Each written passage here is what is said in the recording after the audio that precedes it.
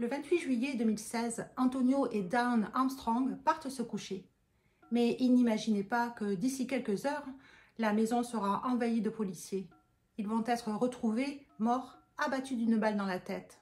Dawn et Antonio n'imaginaient pas ne jamais se réveiller ce jour-là. Leurs enfants qui étaient dans la maison, Kera, 12 ans, et A.J. sont pris en charge par la police.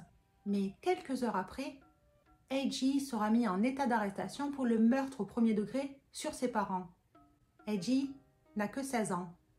Il se dit non coupable. It's not even the fact of just dealing with not having my parents anymore. It's the fact that I'm being accused of something of this magnitude. Bienvenue sur ma chaîne avec Malice. Aujourd'hui, c'est l'histoire de l'État du Texas contre A.J. Armstrong. Et cette histoire durera plus de 7 ans. Dawn venait de divorcer et avait un bébé quand elle a rencontré Anthony Senior Armstrong. Tous les deux, ils auront un coup de foudre et de suite ils se marient et s'aimeront jusqu'à leur mort, 18 ans après. Ensemble, ils auront 2 enfants, A.J. Armstrong et Kera Armstrong. Anthony Senior a adopté Josh, le bébé de Dawn, et l'a élevé comme son propre fils. Anthony Senior est un ancien joueur de la NFL. Il a joué pour l'équipe des Dolphins de Miami et du Texas, son état d'origine. Pendant ces années, il a accumulé beaucoup d'argent et maintenant qu'il est à la retraite, il a 42 ans, il a créé son propre club de sport. Dawn l'aide dans cette entreprise. Il est aussi coach sportif. Quant à Dawn, elle a élevé leurs 3 enfants. Leurs amis disaient que c'était un couple très agréable et joyeux. Ils sont aussi extrêmement proches de leurs familles respectives.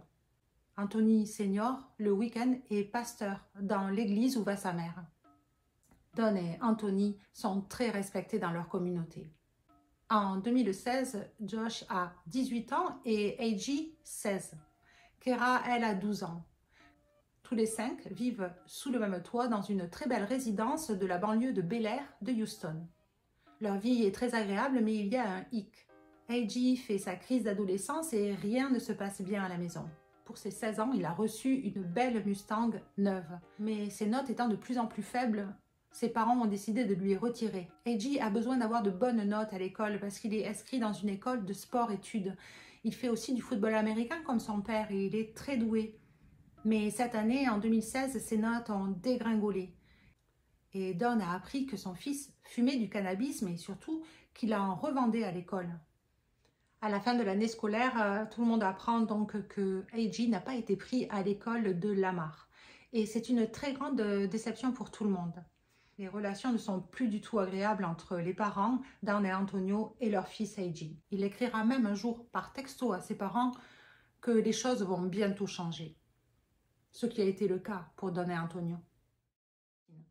Début juillet, Josh, le grand frère, annonce qu'il va partir vivre chez sa copine. Elle habite à quelques kilomètres de là, ce n'est pas très loin. Josh et A.J. partageaient une grande chambre au 3e étage de la maison, 3e et dernier étage de la maison. Quand Josh s'en va, A.J. se retrouve donc tout seul dans cette grande chambre. Au 2e étage, il y a la chambre des parents et un peu plus loin, au bout du couloir, c'est la chambre de Kera. Et le 1er étage, ce sont toutes les pièces à vivre. La cuisine, la salle à manger, les bureaux. Dawn et Antonio vont passer la journée du 28 juillet avec des amis. A.J., quant à lui, est puni et il est donc resté dans sa chambre à regarder Netflix toute la journée. Le soir, avant de se coucher, Dawn décide de rendre le téléphone portable à son fils. Au moment du coucher, Kera va dans la chambre de ses parents et leur fait un gros câlin pour leur souhaiter bonne nuit. En sortant de la chambre, elle se dit qu'elle va aller mettre l'alarme. Elle descend, puis elle enclenche l'alarme de la maison. A.J., lui, dès qu'il a reçu son téléphone portable, il a appelé sa copine, sa petite amie, Kate Aubert. Ils vont rester des heures ensemble au téléphone. À 1h02 du matin, il raccroche. Le silence envahit la maison. À 1h41 du matin, A.J. appelle le 911. Il dit à la répartitrice qu'il vient d'entendre des coups de feu dans la chambre de ses parents.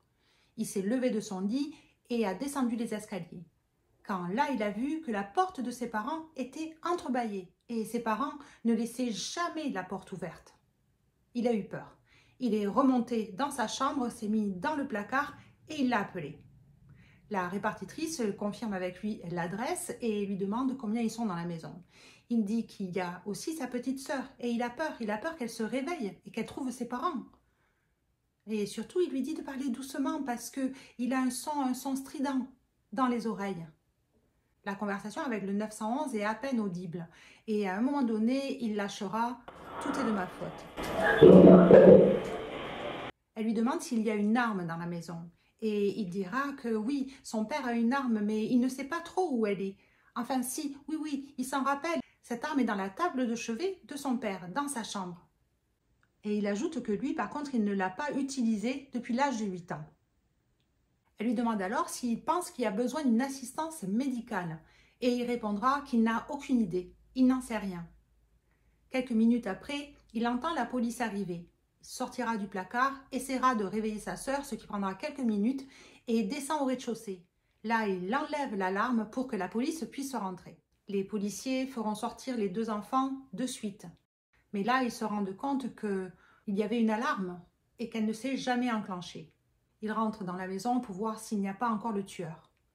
Entre-temps, le grand frère, Josh, est arrivé chez ses parents. A.J. est amené au poste de police pour un interrogatoire, ce qui est tout à fait normal. Et en même temps, ils vont prélever ses empreintes et aussi faire des tests de résidus pour voir s'il n'a pas de la poudre d'une arme à feu sur les mains ou sur les bras, et même sur les vêtements. Quand il arrive au poste de police, ils lui mettent un sticker sur ses vêtements qui sont impeccables. Il n'a pas du tout d'éclaboussures ou de traces de sang sur lui. Et il lui demande de se déshabiller. Et après, il ira dans une salle pour avoir un entretien avec la police. À ce moment-là, les policiers, eux, sont rentrés dans la maison. Et surtout, les ambulanciers sont rentrés dans la chambre de Dawn et Antonio. Et ils les ont découverts allongés sur le lit, sur le côté. Ils ont un oreiller qui recouvre leur tête. Quand ils enlèvent l'oreiller de Dawn, ils s'aperçoivent qu'elle est décédée. Elle a pris 2 balles derrière l'oreille. Quand ils s'approchent de Antonio, de l'autre côté du lit, et qu'ils enlèvent l'oreiller, ils s'aperçoivent qu'il respire encore. Très lentement, faiblement, mais il respire. Il commence les manœuvres de réanimation. Et à côté de Antonio, il découvre son pistolet.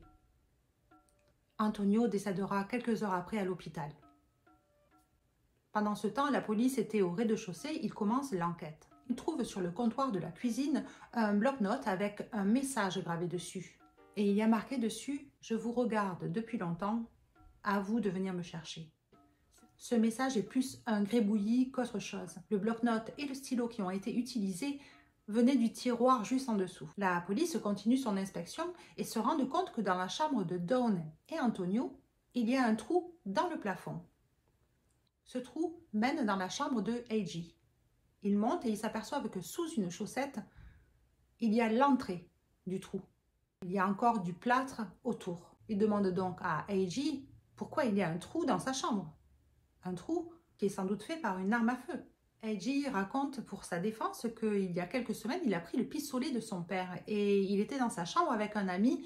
Il a voulu faire peur à son ami et faire comme s'il allait tirer. Et son ami n'a pas trouvé ça marrant et il est parti. A.J. s'est dit, c'est pas grave, je vais quand même tirer. Donc il a mis un oreiller au sol et il a tiré à travers l'oreiller. Il ne pensait pas que la balle transpercerait l'oreiller et le sol, donc le plafond de ses parents. Les policiers qui continuent leur inspection sont donc au 2e étage et dans le couloir, ils trouvent qu'il y a une odeur d'essence.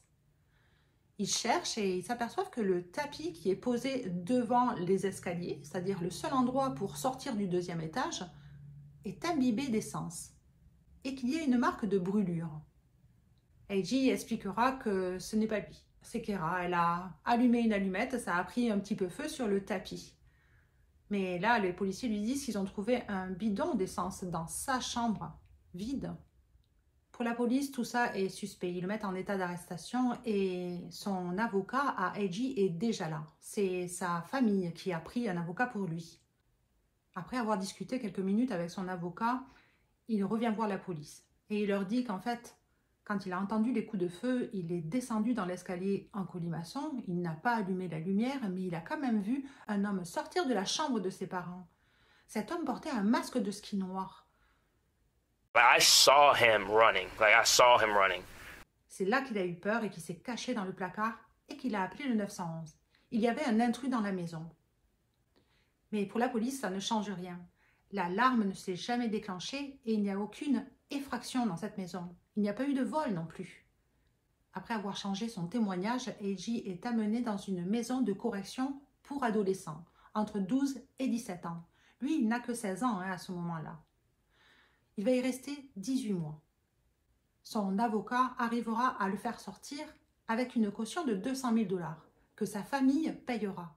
Parce que les parents de Dawn et les parents de Antonio, soit donc les grands-parents de A.J., le soutiennent et pensent que c'est inimaginable qu'il ait pu tuer ses parents. À la sortie de la maison de correction, il ira chez ses grands-parents maternels où il restera jusqu'au procès. Le procès débutera en juin 2019. À ce moment-là, A.J. a 19 ans. Pour le procureur, les faits sont évidents. Dans cette maison, personne n'est entré, personne n'est sorti. L'alarme ne s'est pas déclenchée et il n'y a eu aucune effraction. Il n'y a eu aucun vol non plus. Le pistolet appartient au père de famille et dessus, il y a les ADN de tout le monde. Et il y a aussi une recherche qu'a fait A.J. le 28 juillet 2016. Certes, il n'avait pas son téléphone portable, mais il avait un iPad. Et il aurait fait une recherche pour savoir comment on faisait exploser une voiture au démarrage. Il avance les éléments du bidon d'essence, retrouvé dans la chambre de A.J., et de la position du tapis qui aurait dû prendre feu. Parce que si ce tapis avait pris feu, tous les gens qui étaient au 2e étage n'auraient pas pu sortir. Is this something a normal 16-year-old would do? Remember, we don't have to prove why, but I can tell you what's in his mind. His mind is he wants to kill his parents. Il pense aussi que le trou dans le plafond, c'était un test. A.J., avant de commettre les meurtres, a testé le pistolet dans sa chambre sur un oreiller pour voir si le son réveillerait sa sœur. Il pense aussi que ce qui l'incrimine le plus, c'est l'appel au 911. Comment A.J. pouvait savoir que sa sœur n'était pas décédée? Comment il savait que c'était uniquement dans la chambre de ses parents que le tueur était passé? Et pour le bourdonnement incessant et strident qu'il a dans les oreilles, ça signifie que A.J. était proche de l'arme à feu quand celle-ci a tiré. C'est le son des coups de feu qui a abîmé son tympan. This one statement is a confession. There's only one reason why you would have a high pitch in your ears is because you just fired a firearm inside of a home. Et puis, le procureur se pose des questions. Pourquoi A.J. n'est pas rentré dans la chambre de ses parents? Parce que son père était vivant à ce moment-là. Il respirait. Et surtout, pourquoi est-ce que quand il a appelé le 911, il n'a pas dit tout simplement qu'il y avait un homme dans la maison, un homme qui avait tiré sur ses parents? Pourquoi cette histoire de porte entrebâillée? I saw him running. Like, I saw him running. Now he sees someone running. You would think, during a 16-minute 911 call, if he really saw someone running, he would have said, "Ma'am, I saw someone running in my house. Please get here. My sister's down the hallway," wouldn't he? Pour le procureur, c'est simple. Cette nuit-là, à 1h02 du matin, quand il raccroche le téléphone, A.J. a décidé de tuer ses parents. Il a déjà l'arme de son père. Il le teste dans la chambre pour voir si quelqu'un va être réveillé. Rien ne se passe. Il descend au 2e étage. À 1h09 du matin, le capteur du 2e étage s'enclenche. A.J. serait rentré dans la chambre de ses parents, aurait tiré 2 fois sur sa mère à travers un oreiller et 1 fois sur son père. Il aurait fait le tour du lit et serait venu poser l'arme. Et après ça, il serait allé se nettoyer. Il est descendu au 1er étage. À 1h25, le capteur de mouvement s'enclenche. Et là, il écrit la note.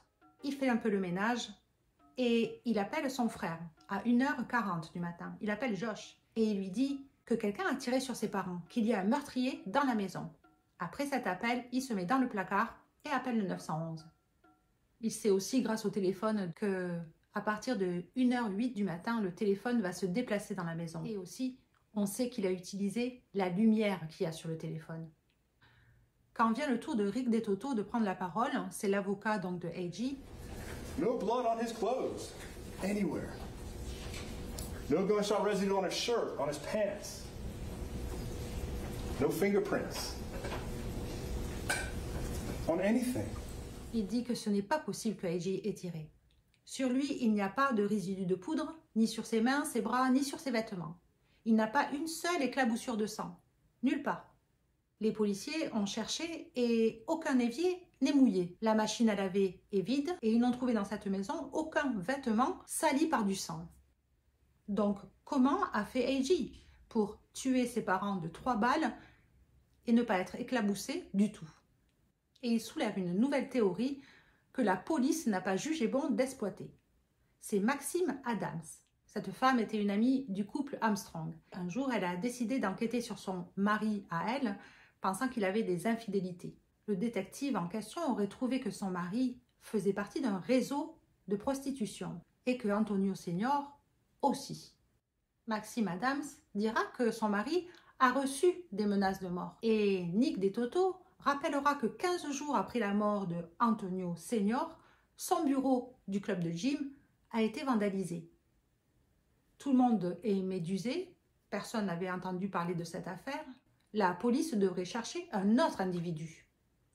Find Antonio Armstrong Jr., AJ, not guilty in this case. Sur ce, après avoir parlé de cette théorie, c'est le moment aux jurés de délibérer. Quelques heures après, ils vont revenir voir la juge et lui dire qu'ils n'arriveront pas à se mettre d'accord. We are unable to arrive at a unanimous verdict without causing some members of the jury to do violence to their conscience. Donc, n'ayant pas l'unanimité, la juge Kelly Johnson n'a pas d'autre recours d'annuler le procès. Un autre sera prévu pour 2020.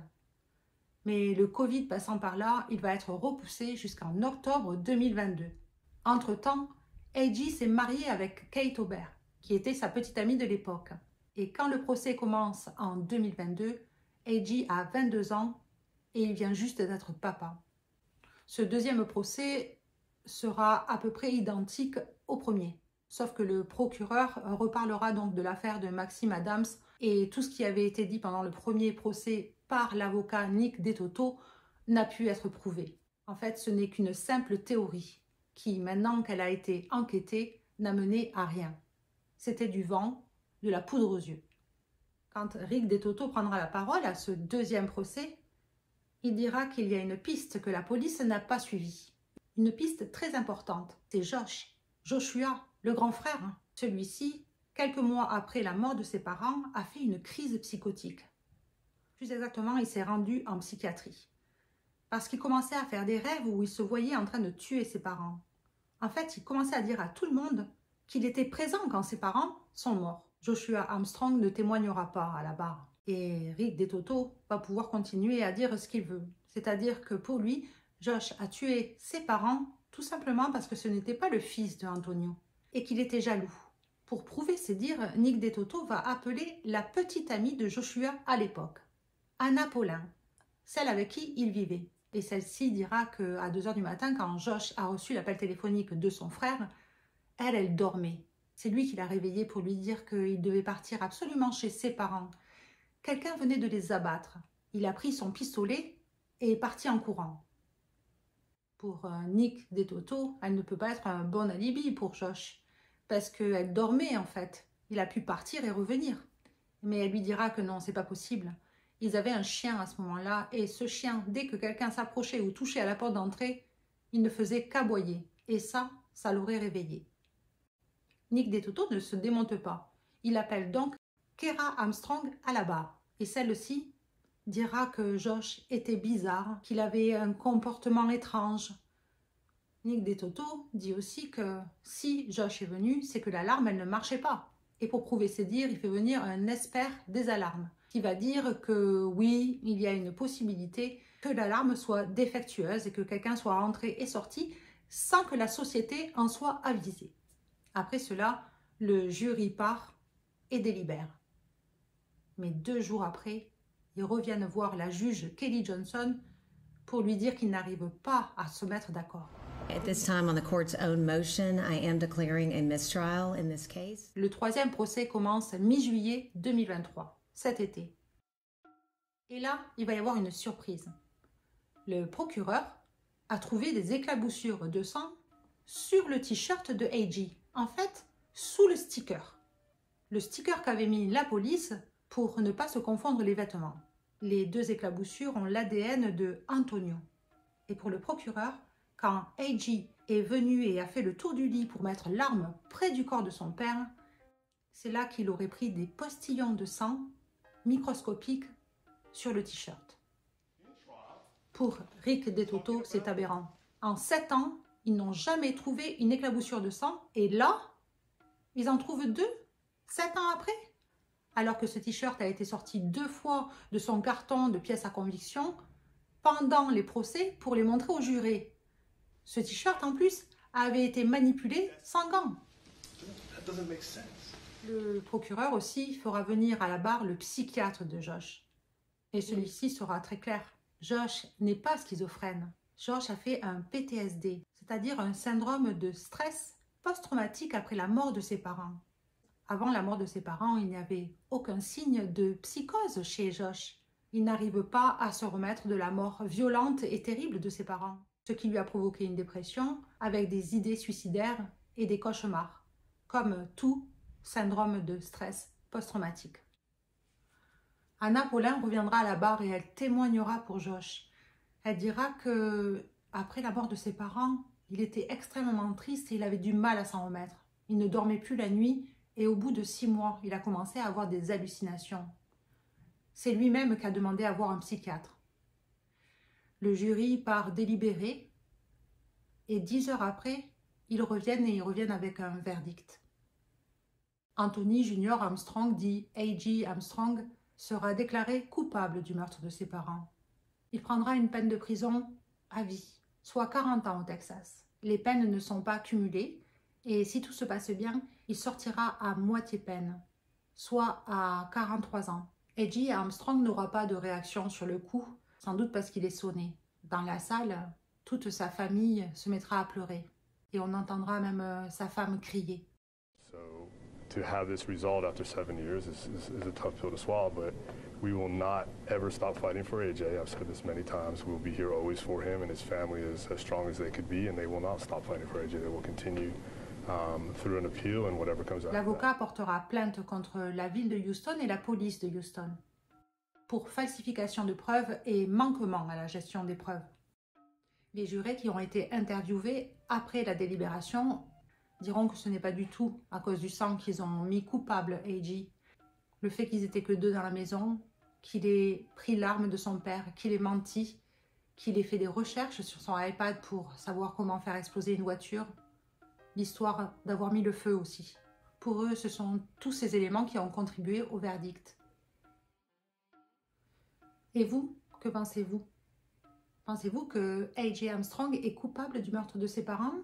Et sinon, pourquoi?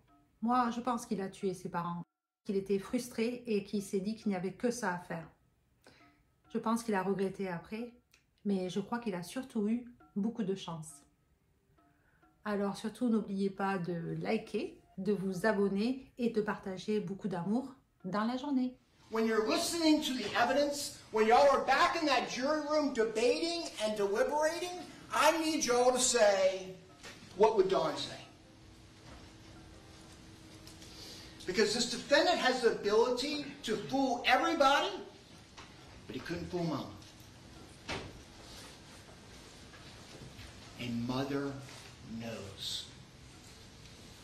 And Mother knows everything about you. And Dawn Armstrong knew.